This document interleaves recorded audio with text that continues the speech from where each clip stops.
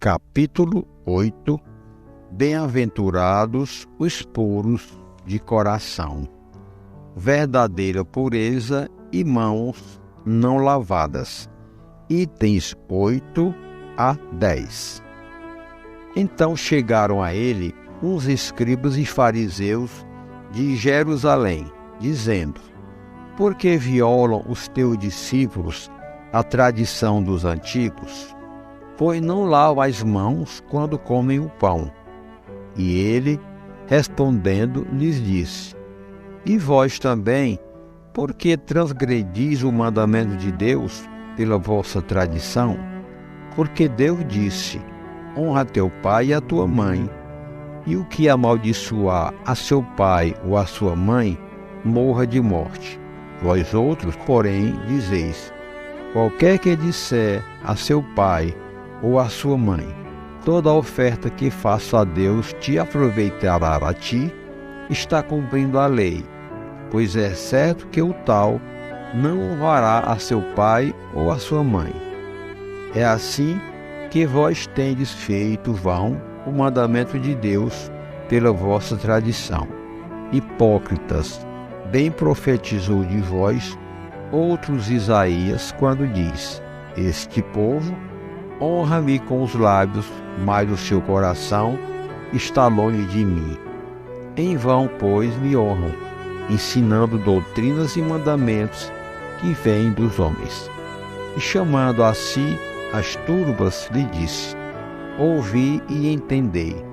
Não é o que entra pela boca o que faz imundo o homem, mas o que sai da boca, isso é o que faz imundo o homem. Então, chegando-se a ele, os discípulos lhe disseram: sabe que os fariseus, depois que ouviram o que disseste, ficaram escandalizados? Mas ele, respondendo, lhes disse: toda a planta que meu pai não plantou será arrancada pela raiz. Deixai-os, cegos são e condutores de cegos. E se um cego guia a outro cego, ambos vêm a cair no barranco. E respondendo, Pedro lhe disse: explica-nos essa parábola. E respondeu Jesus: também vós outros estáis ainda sem inteligência? Não compreendeis que tudo que entra pela boca desce ao ventre e se lança depois num lugar escuso? Mas as coisas que saem da boca vêm do coração, e estas são as que fazem o homem imundo. Porque do coração é que saem os maus pensamentos, os homicídios, os adultérios, as fornicações, os furtos, os falsos testemunhos, as blasfêmias. Estas coisas são as que fazem imundo o homem. O comer, porém, com as mãos por lavar, isso não faz imundo o homem. E quando Jesus estava falando, pediu-lhe um fariseu que fosse jantar com ele. E, havendo entrado, sentou-se à mesa. E o fariseu começou a discorrer lá consigo mesmo sobre o motivo por que não se tinha lavado antes de comer. E o Senhor lhe disse: agora vós outros, os fariseus, limpais o que está por fora do corpo e do prato, mas o vosso interior está cheio de rapina e de maldade. Nécios, quem fez tudo o que está de fora, não fez também o que está de dentro? Os judeus haviam negligenciado os verdadeiros mandamentos de Deus, apegando-se à prática de regras estabelecidas pelos homens, e das quais os rígidos observadores faziam caso de consciência. O fundo, muito simples, acabara por desaparecer sob a complicação da forma.